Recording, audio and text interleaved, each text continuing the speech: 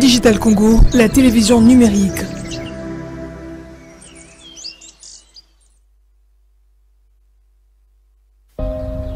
Nous devons ensemble avoir conscience que nul autre que nous-mêmes ne viendra sauver notre nation et que cela exige de chacun de nous une mobilisation tous azimuts. Peuple congolais, il est temps de nous lever, de nous serrer les coudes et d'agir pour défendre notre patrie, notre intégrité territoriale et l'intangibilité de nos frontières. La République démocratique du Congo est victime d'une nouvelle agression rwandaise et des actes criminels et terroristes du M23. Ils ont juré de compromettre l'élan de notre progrès, nous diviser et perpétuer le pillage de nos ressources naturelles. Le sang a trop coulé, de vies sont fauchées, notre faune, patrimoine mondial, est détruite. La situation humanitaire est alarmante. Nous avons un devoir sacré de résistance patriotique et populaire. Pour cette cause nationale, mobilisons-nous. Au-delà de tout clivage, y compris politique, agissons contre l'ennemi de la paix, notre cible commune. Restons vigilants. Disons non à la stigmatisation et à tout acte de violence. Exprimons toute notre solidarité aux compatriotes victimes de cette agression. Mobilisons-nous, apportant un soutien total et indéfectible à nos vaillants FARDC et à nos institutions pour rétablir la paix et la sécurité. Ensemble, défendons la patrie et gagnons cette guerre insensée du M23, appuyée par l'armée rwandaise. Battez-la Ekolo, Bendele Koyate.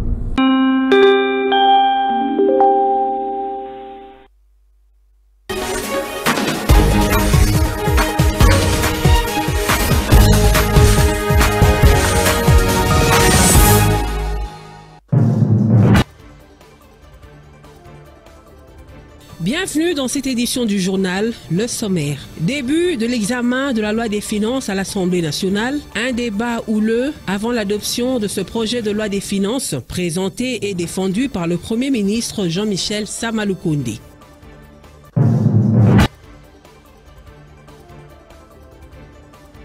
Des morts, des dégâts matériels importants, bilan d'un grave accident de circulation sur la route nationale numéro 1 au niveau de la cité de Kabouba à 125 km de Kinshasa. Un camion Bras-Congo a percuté un bus Transco.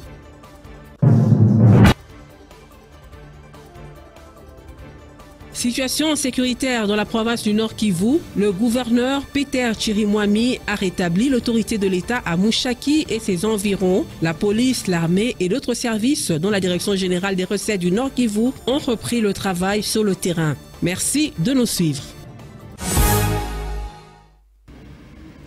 Situation sécuritaire dans l'est de la République démocratique du Congo en proie à l'agression rwandaise. Eh bien, le gouverneur militaire intérimaire, le général-major Peter Chirimwami, gouverneur intérimaire du Nord Kivu, a rétabli l'autorité de l'État à Mushaki et ses environs en territoire de Masisi au Nord Kivu. Vous le savez, le territoire de Mushaki qui était sous contrôle des rebelles M23 appuyés par le Rwanda. Eh bien, l'autorité de l'État congolais vient d'être rétablie. La police, l'armée et d'autres services dont la Direction générale des recettes du Nord Kivu, ont repris le travail et les forces réalistes contrôlent la contrée. Et à Béni, clôture ce vendredi des travaux d'évaluation de la 3e phase des opérations conjointes Forces armées de la RDC UPDF en région de Béni et dans une partie de la province de l'Ituri. Plusieurs stratégies viennent d'être mises en place dans le but d'anéantir l'ennemi.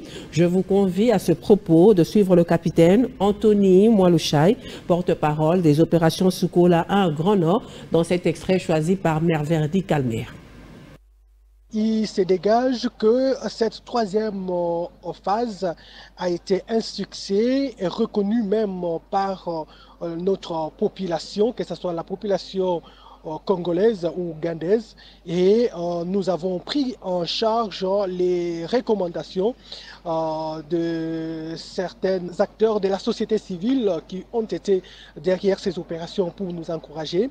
Il faut dire que ces travaux ont été sanctionnés par la signature d'un communiqué conjoint qui engage les deux armées de continuer les opérations dans la 4e phase, sur les sols congolais et aussi sur les sols ougandais. Vous êtes sans ignorer que les deux armées traquent les terroristes ADF-MTM sur les sols congolais aussi ougandais, parce qu'il y a des terroristes ADF-MTM que nous avons capturés, arrêtés pendant nos différentes opérations au Congo et aussi en Ouganda.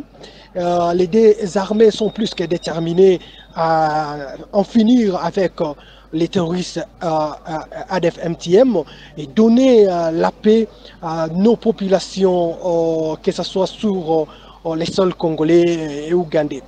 Donc nous avons pris en compte les recommandations de toutes les parties et nous osons croire que la 4e phase va vraiment être un succès et que notre population va vivre en paix. Et puis, l'Assemblée nationale a débuté l'examen de la loi des finances exercice 2024, un projet du budget présenté par le Premier ministre Sama Lukonde. La plénière de l'Assemblée nationale examine ce texte de loi qui va régir le budget de l'État pour l'exercice 2024. Un débat houleux avant l'adoption en plénière de ce projet de loi. Et retenez déjà que pour bon nombre des élus, après formulation de quelques recommandations, juge recevable le dit texte qui sera par la suite envoyé à la commission économico-financière pour un examen approfondi avant d'être transmis au Sénat pour une seconde lecture.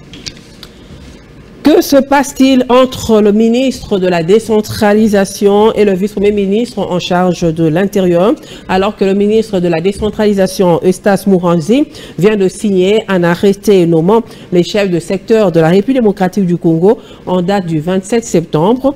Voilà que le vice-premier ministre et ministre en charge de l'Intérieur, Peter Kazadi, à travers un message officiel, vient de mettre en garde tout gouverneur qui exécutera le dit arrêté ministériel sous peine des sanctions. La Commission électorale nationale indépendante a réceptionné ce jeudi 28 septembre en soirée à l'aéroport international de Njili 36 palettes de kits bureautiques représentant près de 100 tonnes provenant de la Chine. Ce matériel électoral destiné au bureau de vote est stocké dans l'entrepôt de la CENI situé dans l'enceinte de l'aéroport de Njili. Reportage de José Ngoy. Près de 100 tonnes de matériel électoral a été réceptionné dans la nuit du jeudi 28 septembre par la Commission électorale nationale indépendante à l'aéroport international de Njili en provenance de la Chine. Ce lot de matériel acquis par la centrale électorale est composé de kits bureautiques destinés au bureau de vote, dont une bonne partie servira au préalable à la cascade des formations en cours avant son déploiement à travers tout le territoire national. Après plus de 4 heures de débarquement, cet équipement électoral a pris le chemin de l'entrepôt de la CENI, situé dans l'enceinte même de l'aéroport de Njili, sous la conduite du directeur de la logistique de la CENI, Hilaire Kambale.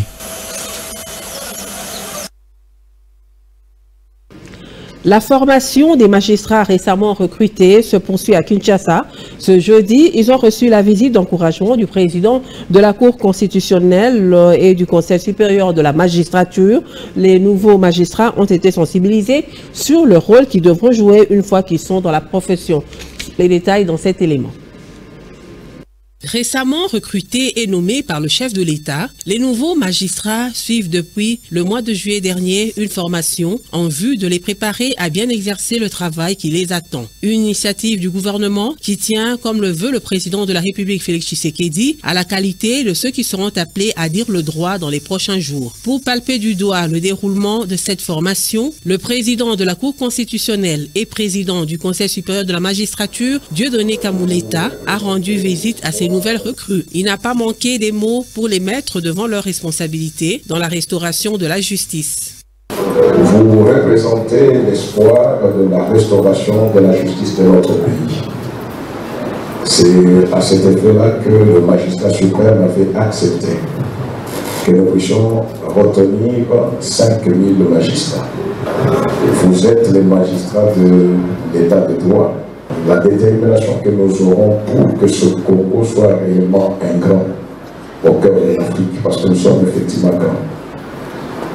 Et nous, magistrats, vous qui venez d'arriver, vous avez cet avantage-là d'avoir la détermination de dire plus jamais ça.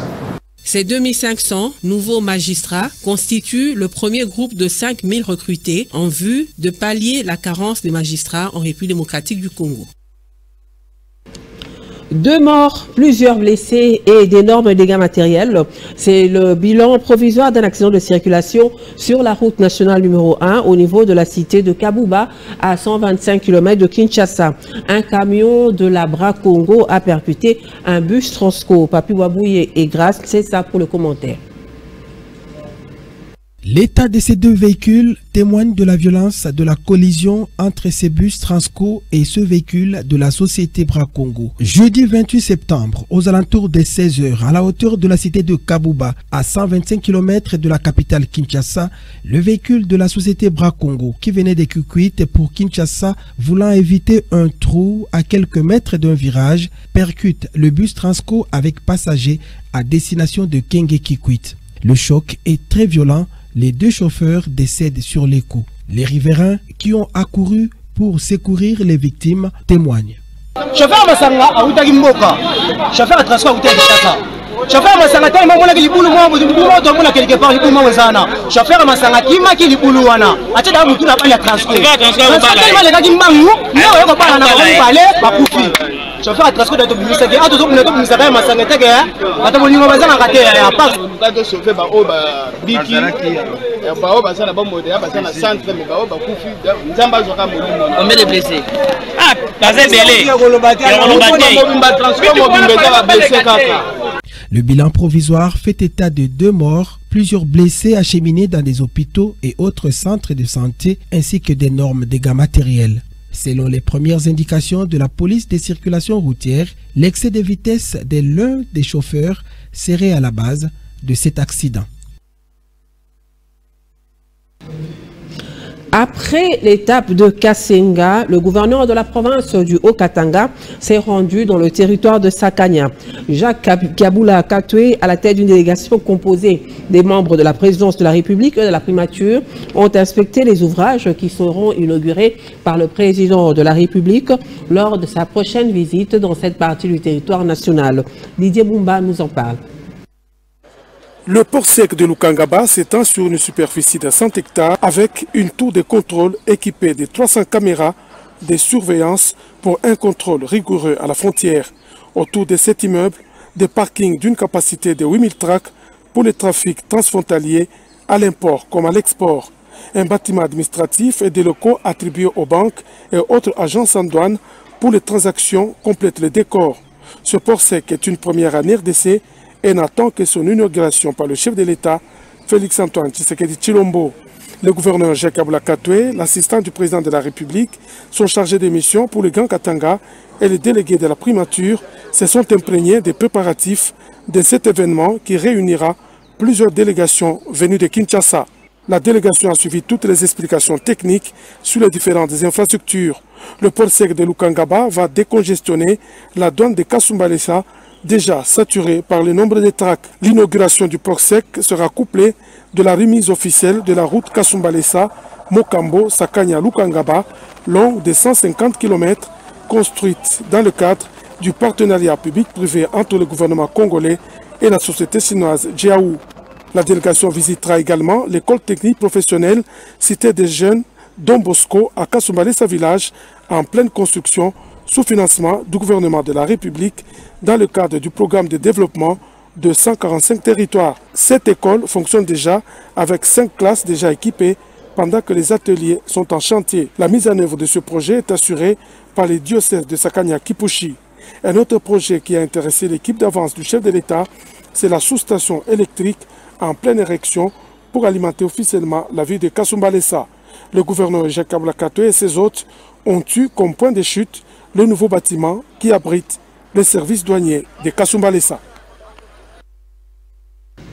Le ministre d'État, ministre en charge des infrastructures et travaux publics, a lancé ce jeudi la première phase du programme d'écurage des collecteurs et caniveaux à Kinshasa. À en croire Alexis Guissaro, cette opération vise à répondre à la problématique des inondations à Kinshasa en période de pluie. Blanchard Baembe. La population quinoise subit de plus en plus les affres des inondations et pour cause les immondices qui remplissent les collecteurs d'eau et les caniveaux. Pour répondre à cette épineuse question, le ministre d'État en charge des infrastructures travaux publics, accompagné du DG de l'OVD, a lancé le jeudi 28 septembre les programmes de curage. L'objectif est de rendre la coulée des eaux le plus aisée dans tous les districts de la capitale congolaise. Le ministre d'État a donné les go de ce programme sur les croisements entre l'avenue Mouchi et la rivière Gombe. Nous avons ici une illustration concrète de cette problématique. Cette rivière, la rivière Gombe, que vous voyez sous laquelle nous sommes, mais on constate que cet émissaire dans ce canal ici est bondé, particulièrement dans cette partie. Les caniveaux ne doivent en aucun cas être considérés comme des poubelles. Le message lancé par Alexis Guissaro Mouvouni à la population riveraine qui se plaigne du manque des zones de décharge.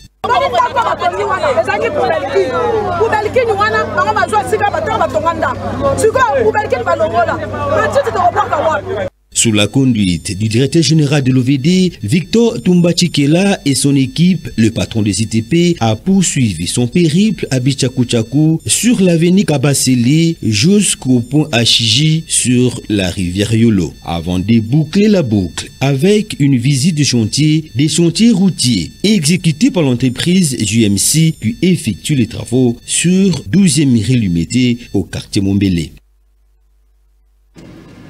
Les organisations des personnes vivant avec handicap et autres personnes vulnérables, ainsi que les organisations de la société civile, ont assisté à un atelier de réflexion sur comment mener un plaidoyer auprès des autorités congolaises pour l'amélioration des conditions de vie des personnes vivant avec handicap. We Are Able, un projet de la sécurité alimentaire en faveur des PVH, a également été présenté à ces acteurs de la société civile. Reportage de Prince Mangala.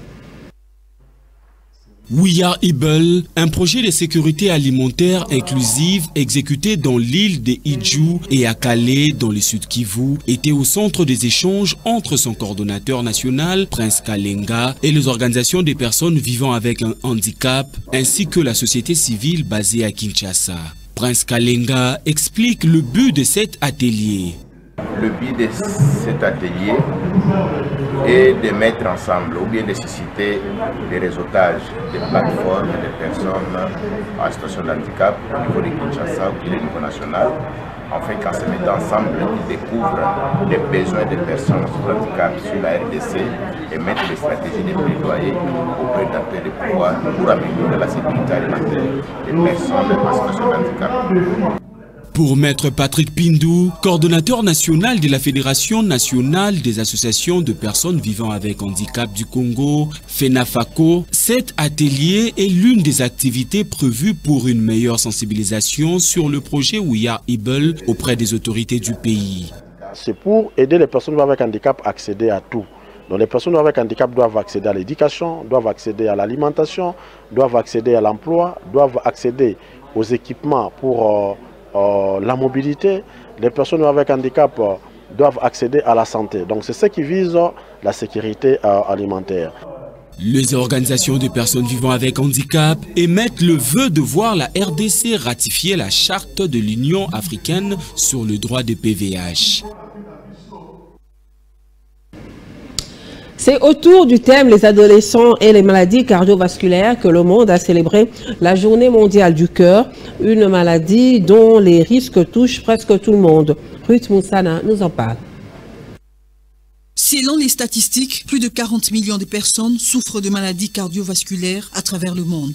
Et parmi eux, plusieurs enfants. Alors que le monde célèbre ce vendredi 29 septembre la journée mondiale du cœur, la maladie tend à se juvéniliser. Selon plusieurs sources médicales, l'alimentation serait à l'origine. Pour éviter ces risques, la Fédération mondiale du cœur conseille de privilégier les aliments moins sucrés, moins salés et moins gras. Et pour une santé saine, elle propose de manger équilibré, faire du sport, ne pas fumer, limiter l'alcool et limiter le stress. Instituée par World Health Federation le 29 septembre 1999, la journée mondiale du cœur vise à encourager les bonnes conduites pour préserver le cœur. Vous le savez, ça fait depuis plus d'une semaine que les transporteurs sont en grève. Eh bien, au Congo central, où une délégation venue de Kinshasa s'y est rendue pour essayer de trouver un compromis entre les deux parties, eh bien, les grévistes endurcissent leur position de grève. La délégation venue de Kinshasa, composée du secrétaire général au transport, des membres de la délégation syndicale et d'autres personnalités concernées ont essayé de parler avec les conducteurs des camions poids lourds de Matadi, mais en vain. Ils tiennent toujours à la prise en compte de leurs revendications. Les chauffeurs de Matadi s'insurgent contre leurs collègues de Kinshasa d'avoir accepté la levée de grève. Ils sont déterminés à durcir le mouvement. Présentement, toutes les parties se trouvent en concertation au gouvernorat avec le vice-gouverneur Grace Kilila. L'agence multiservice, la Pléiade, a fait sa sortie officielle ce jeudi. Cette structure se veut être une référence dans le secteur de la promotion des métiers, du métier d'hôtesse dans toute sa diversité. Sandrine Pemba et José Ngoyi nous en parlent à travers cet élément. La sphère de l'événementiel en République démocratique du Congo peut désormais compter sur le service qu'offre l'agence multiservice dénommée la Pléiade. C'est au cours d'une cérémonie à laquelle ont pris part plusieurs personnalités du domaine de l'événementiel en République démocratique du Congo, dont le directeur du protocole d'État des affaires étrangères, Bernard Moutanda, que la nouvelle pépite du secteur de l'accueil a été présentée. Pour son initiateur, Guy Nkwa, la Pléiade se veut être une référence dans le secteur de la promotion du métier d'hôtesse, et ce dans toute sa diversité, ce qui explique la rigueur dans le recrutement de ces hôtesses qui sont à ce jour, grâce aux multiples formations acquises, appelées à échanger et rencontrer des profils variés d'interlocuteurs. Ce sont des filles formées, elles ont suivi des modules précis en matière d'accueil et de protocole, et nous pensons vraiment satisfaire les Congolais par nos prestations. Les hôtesses de la Pléiade ont été présentées au public par la coordination de la Pléiade qui rassure ses potentiels clients sur la qualité de son personnel dans l'orientation, l'accueil et l'information des convives lors de différents événements, une première dans ce secteur. Il s'y est de noter qu'en dehors de Kinshasa, la Pléiade compte s'étendre aussi en province afin de pérenniser son engagement qui est celui de contribuer à l'émergence du travail d'hôtesse en République démocratique du Congo. En dehors de nos frontières, l'ex-première dame gabonaise Sylvia Bongo Ondimba Valentin, épouse du président déchu Ali Bongo Ondimba, a été inculpée pour blanchiment des capitaux et maintenue en résidence surveillée. L'annonce a été faite ce vendredi par le procureur de la République de Libreville. Commentaire de Jean-Ruffin Koubelossou. Sylvia Bongo Onzima Valentin, l'ex-épouse du président déchu, reste en résidence surveillée. Décision de la justice gabonaise. L'annonce a été faite ce vendredi 29 septembre par le procureur de la République André Patrice Roponat. L'ex-première dame du Gabon et son fils Noureddine Bongo, qui est déjà incarcéré à la prison centrale de Libreville pour corruption et détournement de fonds publics et aussi pour avoir manipulé l'ancien chef de l'État. Les avocats français de Sylvia Bongo Valentin avaient déposé une plainte à Paris dénonçant une détention arbitraire. Pour eux, c'est une prise d'otage. Pour rappel, dans la nuit du 30 août, moins d'une heure après l'annonce de la réélection d'Ali Bongo Ondimba, l'armée annonçait mettre fin au régime, invoquant une fraude évidente. Brice Oligui Nguema, leader du putsch, s'est proclamé le surlendemain président de la transition. À ces jours, le Gabon est classé 136 sur 180 pour la perception de la corruption par Transparency International. Et c'est par cet élément que nous bouclons cette édition du journal. Merci de nous avoir suivis. Restez branchés sur les programmes de Digital Congo Télévision.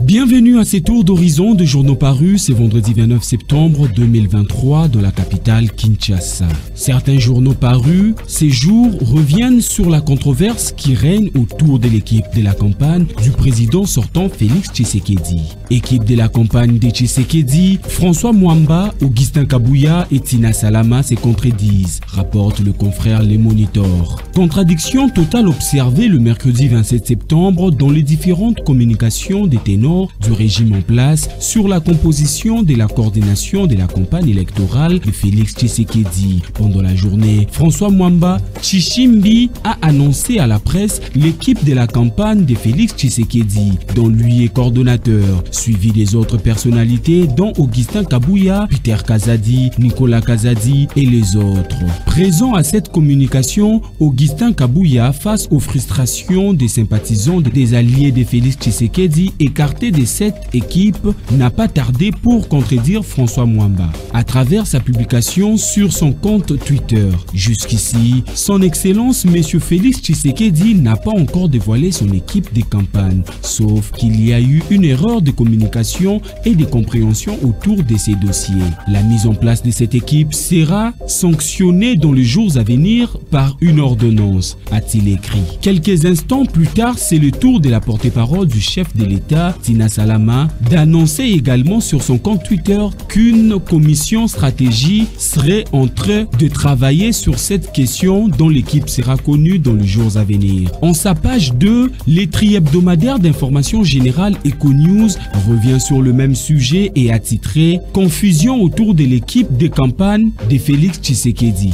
À la veille de la tenue du congrès de l'Union sacrée de la Nation, annoncé pour ce dimanche 1er octobre au grand chapiteau du Palais du Peuple, au cours duquel la plateforme de la majorité présidentielle devrait sans surprise rendre officielle la candidature de l'actuel chef de l'État à sa réélection. Une confusion règne au sein de l'UDPS d'une part et de l'Union sacrée de la Nation en général. Les uns et les autres s'empoignent autour de la constitution de l'équipe de campagne de Félix Tshisekedi. Un nuage de fumée dans lequel il est difficile de discerner le parti politique, un fait privé par excellence, et l'institution président de la République. En 24 heures, des déclarations contradictoires inondent la toile et laissent entrevoir l'ambiance délétère dans laquelle baigne la majorité où la confiance est loin d'être de mise. Stratégie politique, campagne de Fachi, Kamere, Bemba, Bahati, ignorée. Ces questions Congo Nouveau en sa machette. À quelques 3 mois de la tenue des élections présidentielles, législatives, nationales et provinciales, ainsi que locales, Félix-Antoine Tshisekedi, qui termine son premier mandat, vient de dévoiler une équipe de coordination de sa campagne. Celle-ci n'est composée que de membres de son entourage immédiat. Le principal tête d'affiche de l'Union sacrée, que sont Kamere, Bemba, Mbosso et Bahati, ne figurent pas sur la liste. Déjà la configuration de cette liste qui laisse transparaître les vraies intentions du parti au pouvoir, l'Union pour la démocratie et le progrès social, IDPS son sigle, font jaser. Elle est même critiquée dans certains milieux de l'UDPS. Dans un autre registre, stade de l'unité de Goma, une roquette lâchée par inadvertance cause un mort et 11 blessés. Révèle en sa une le quotidien L'Avenir. Autour de 16 heures à Goma, un mouvement de panique a gagné cette ville volcanique. Si certaines sources ont évoqué un attentat, d'autres ont pressenti une attaque. Dans cette circonstance, les autorités provinciales ont été dans l'obligation de dire à l'opinion tant nationale qu'internationale ce qui s'est réellement passé, mais aussi apaiser la population qui était sur les qui-vive. Il est porté à la connaissance de la population de Goma que c'est jeudi 28 septembre 2023, aux environs des 16 heures, une roquette de l'arme RPG-7 qui détenait un élément de forces armées de la République démocratique du Congo à bord d'une jeep militaire aux environs du rond-point communément appelé Estigo, a lâché par inadvertance après que le véhicule ait bondi sur une chaussée. Informe le lieutenant-colonel Njeke Kaiko Guillaume, porte-parole du gouverneur militaire du Nord Kivu, et de préciser que la roquette tombée au stade de l'unité a causé 12 blessés, dont 11 civils et les militaires détenteurs des l'arme.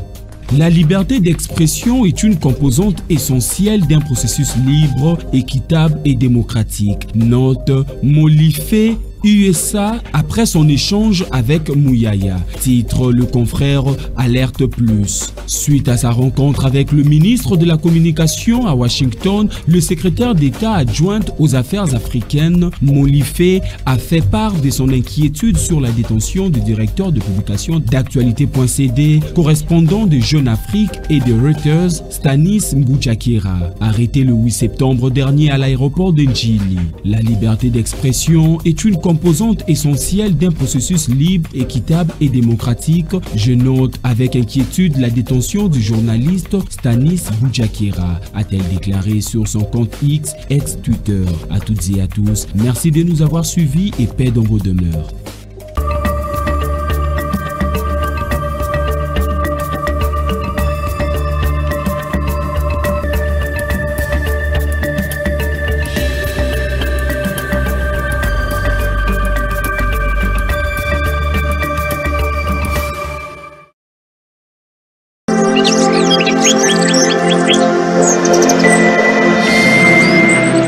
Digital Congo, la télévision numérique.